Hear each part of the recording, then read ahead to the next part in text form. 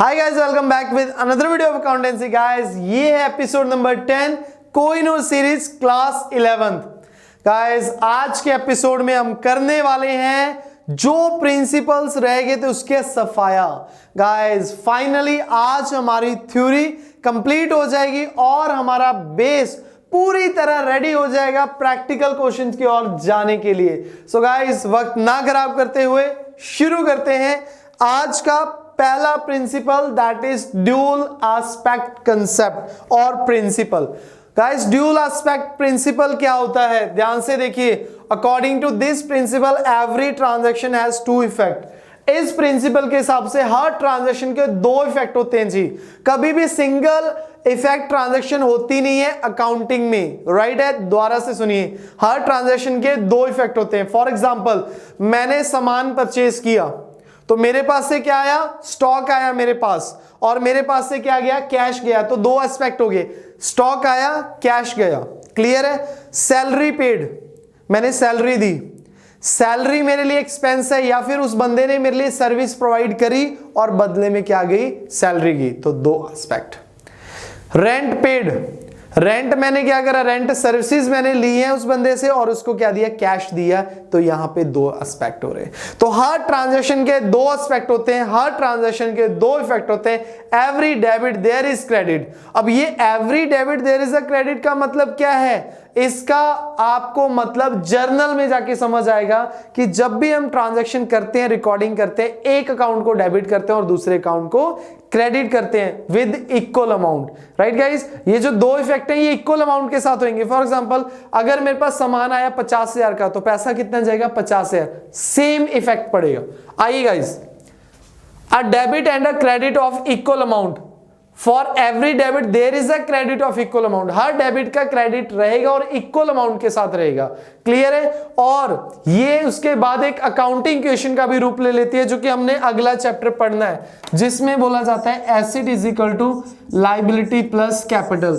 ये आपको accounting question क्या होती है, कैसे ये बनी है, ये आपको नेक्स्ट एपिसोड में समझाऊंगा गाइस। बहुत ही इंटरेस्टिंग चैप्टर है अकाउंटिंग क्वेश्चन, प्रैक्टिकल का पहला चैप्टर है हमारा। आइए गाइस, इसके बाद सेकंड जो आज का प्रिंसिपल है, जो कि 10th प्रिंसिपल है, रेवेन्यू रिकॉग्निशन अकाउंट। नहीं जी, रेवेन्यू रिकॉग्निशन प्रिंसिपल। तो चलिए गाइस अगला प्रिंसिपल की ओर बढ़ते हैं, रेवेन्यू रिकॉग्निशन प्रिंसिपल। क्या है revenue recognition principle? According to this, revenue is considered to have been realized when the transaction has been entered into and the obligation to receive the amount has been established। कहता है जी revenue कब मानना है, कब मानना है कि आपको पैसा बन गया, रेवेन्यू रियलाइज हो गया। गाइस तीन सिचुएशन बताता हूं। पहली सिचुएशन, आपका बिजनेस है क्लोथ का, मैंने कॉल किया, ट्रिन ट्रिन सर मेरे को 50,000 रुपए के कपड़े चाहिए। मतलब कोई फंक्शन है, मेरा मैरिज फंक्शन है, उसके लिए 50,000 के मैं आपसे इकट्ठे कपड़े ले रहा हूं। 50,000 के क्लोथ चाहिए, मैंने कॉल किया। क्या आप बंगड़े डालने स्टार्ट कर दो, बल्ले बल्ले हाँ बल्ले बल्ले कि रेवेन्यू आ गया? यस और नो? नो। शायद हो सकता है बाद में मैं आपको कॉल ही ना करूं, मैं 10 बंदों से और कॉल करके रेट कंफर्म कर रहा हूं। Right guys. दूसरे एग्जांपल में मैं आया, आपके शॉप पे आया, मैंने आपको 50,000 दे दिया, मैं कहा जी कपड़े दे देना। 50,000 दिया, कपड़े भिजवा देना 50,000 के। क्या आप बंगड़े डालने स्टार्ट कर दो कि रेवेन्यू आ गया? रेवेन्यू आ गया? Question mark. तीसरा, अभी पहला तो हो ही नहीं सकता कि बाद में मैं ना आपको कॉल करूं, राइट है। तीसरा, दूसरा भी क्वेश्चन मार्क है, शायद रेवेन्यू होगा नहीं होगा, आपके ऊपर आपने बताना है कि रेवेन्यू है या नहीं है, रेवेन्यू रियलाइज हुआ या नहीं हुआ। तीसरा, मैं आपकी शॉप पे आया, आपसे सामान ले गया, मैंने आपसे सामान ले लिया, परचेज कर लिया, सामान मेरे पास आ चुका, ऑनरशिप ट्रांसफर हो चुकी है।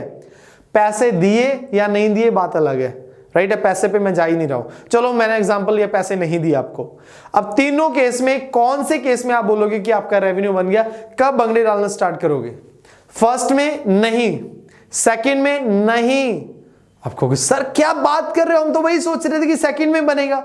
आपने सेकंड में पैसे दे दिए तो आपका रेवेन्यू बनना चाहिए, मतलब आपका मतलब राइट है, आपका, मेरा नहीं, आपका रेवेन्यू बनना चाहिए। नहीं, सेकंड केस में क्या हो सकता है, मैंने आपको एडवांस पेमेंट दिया, एडवांस पेमेंट आपकी इनकम नहीं है, मेरा एक्सपेंस नहीं है, राइट है। कैसे? अगर मैं आप टाइम से पैसा, टाइम से गुड्स मतलब स्टॉक मतलब क्लोथ डिलीवर करने में फेल हो गए तो क्या होगा? आपको वो पैसा मुझे वापस करना पड़ेगा। तो आपकी इनकम कैसे हुई? वो इनकम कब बनेगी? जब आप मेरे को एक्चुअल में सामान डिलीवर कर दोगे। तो थर्ड केस में वो आपकी इनकम बनेगी जब एक्चुअल में आप सामान डिलीवर कर दोगे, तो आपकी वो इनकम बन गई, मेरी ऑब्लिगेशन बन गई पेमेंट देना और आपकी ऑब्लिगेशन बन गई पेमेंट लेना। तो तीसरे केस में इनकम कहलाएगी, तीसरे केस में रेवेन्यू रियलाइज होगा, पहले दो केसेस में नहीं। तो आइए दोबारा से पढ़ते हैं। According to this, revenue is considered to have been realized when the transaction has been entered। जब ट्रांजैक्शन होएगी, मैं आपसे सामान ले लूंगा, and the obligation to receive the amount has been established। तो obligation to receive the amount, कब आपकी obligation होगी कि अब पैसा आ ही जाएगा?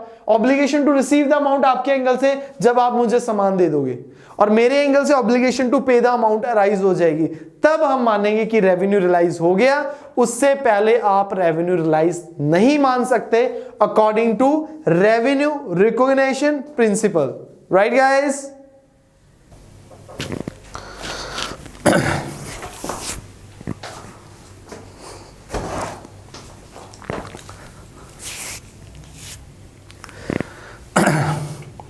तो आइए गाइस बढ़ते हैं अगले और आखिरी अकाउंटिंग प्रिंसिपल की ओर, जो कि है वेरीफाइबल ऑब्जेक्टिव। तो आइए गाइस बढ़ते हैं अगले और आखिरी अकाउंटिंग प्रिंसिपल की ओर, वेरिएबल ऑब्जेक्टिव कंसेप्ट। क्या होता है जी? It holds an accounting should be free from personal bias। It means all accounting transactions should be evidenced and supported by business document। क्या कह रहा है? कहते हैं जी, जो भी आपने बिजनेस में, जो भी आपने अपनी रिकॉर्डिंग करनी है, उसके पीछे आपके पास एविडेंस होना चाहिए। कोई भी ऐसी ट्रांजैक्शन आप रिकॉर्ड नहीं करोगे जिसके लिए आपके पास एविडेंस नहीं होगा। गाइस, आपको बार बार बोला जाता है, गवर्नमेंट की तरफ से बोला जाता है, कैश मेमो इंसिस्ट कीजिए, बिल लीजिए, पक्का बिल लीजिए। वो जो पक्का बिल है, वही बात हम यहां पे कर रहे हैं कि जो अगर आपने दिखाया है कि आपने एसी परचेज किया, तो उसका बिल है क्या आपके पास? अगर आपके पास बिल है तो उस बिल नंबर के साथ उसको रिकॉर्ड करोगे। ऐसा नहीं है कि बिल आपके पास नहीं है, आप उसको फिर भी रिकॉर्ड कर रहे हो कि आपने एसी लिया। नहीं, जो भी आप बिजनेस में जो भी परचेज कर रहे हो, उसके पीछे जो ट्रांजैक्शन, परचेज क्या, परचेज है, सेल है, कुछ भी ट्रांजैक्शन हो, उसके पीछे डॉक्यूमेंट्री एविडेंस आपके पास होना चाहिए। राइट है? जैसे बैंक में होता है ना, मैंने बैंक में पैसे जमा कराए तो मेरे पास क्या एविडेंस है? उसकी एक जो पेइंग स्लिप है वो मिलती है। पेइंग स्लिप क्या है? डॉक्यूमेंट्री एविडेंस है। तो दोबारा पढ़ते हैं, it hold the accounting should be free from personal बाइस। मतलब पर्सनल बाइस नहीं होना चाहिए, मेरा भेदभाव नहीं होना चाहिए, मतलब मैनिपुलेट नहीं करना होना चाहिए मैंने अकाउंट्स को कि अपनी मर्जी से कुछ भी, यार खर्चा बढ़ाने के लिए कुछ भी मैंने ट्रांजैक्शन कर दी, इनकम कम करने के लिए कुछ भी ट्रांजैक्शन नहीं करी, ऐसा नहीं होना चाहिए। It means all accounting transaction should be evidence, उसके पीछे एविडेंस होना चाहिए जो भी ट्रांजैक्शन कर रहा हूं, and supported by business documents. क्या होते हैं बिजनेस डॉक्यूमेंट? अकाउंटिंग डॉक्यूमेंट्स क्या होते हैं, इसका भी हमारा एक आगे फर्दर छोटा सा थ्योरी का चैप्टर है, वो भी हम पढ़ेंगे। Accounting standards. अब गाइस यहां पे 11 अकाउंटिंग प्रिंसिपल्स खत्म हो गए। अब छोटा सा टॉपिक रह गया एक अकाउंटिंग स्टैंडर्ड्स का, तो उसको भी हम कर लेते हैं, इसी वीडियो में खत्म कर देंगे। राइट है? सो अकाउंटिंग स्टैंडर्ड्स क्या होता है? A code of conduct imposed on an accountant bye custom, law, professional bodies. Professional bodies द्वारा, लॉ द्वारा, कस्टम द्वारा जो अकाउंटिंग, जो कोड ऑफ कंडक्ट थोपे जाते हैं किस पर? अकाउंटेंट पे। मतलब कि भाई तुझे यही करना है, अगर तुझे डेप्रिसिएशन लगानी है तो अकाउंटिंग स्टैंडर्ड के हिसाब से जो रूल इसमें लिखे हुए हैं, जो कोड ऑफ कंडक्ट इसमें लिखे हैं, उसी के बेस पे तू डेप्रिसिएशन चार्ज करेगा।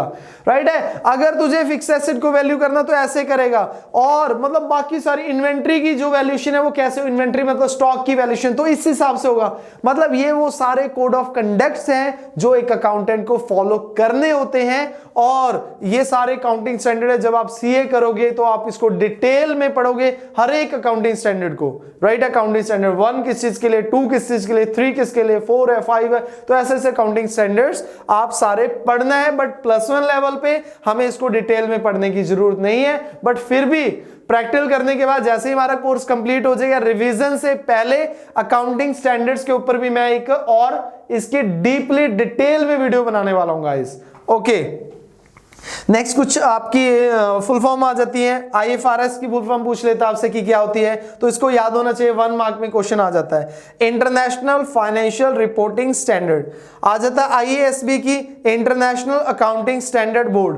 गैप की आ जाता है GAAP, बताया था आपको जब हमने चैप्टर स्टार्ट किया था, GAAP generally accepted accounting principles. तो गाइस यहां पर हमारी थ्योरी खत्म होती है।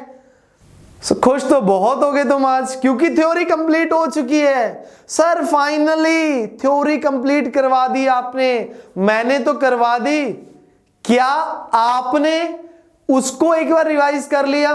गाइस अगर रिवाइज नहीं किया, एक बार फिर से सारे एपिसोड देख मारो, क्योंकि ये बेस है प्रैक्टिकल के लिए। अगर आपकी थ्योरी वीक रह जाएगी, आपको नहीं पता होगा क्रेडिटर्स क्या होता है, एसेट्स क्या होती है, लायबिलिटी क्या होती है, डेटर्स क्या होते हैं, ट्रांजैक्शन क्या होती है, अकाउंट क्या होता है, तो आपको प्रैक्टिकल में दिक्कत आने वाली है। तो गाइस अगला एपिसोड आपने तब तक नहीं देखना जब तक रिवाइज ना कर लो।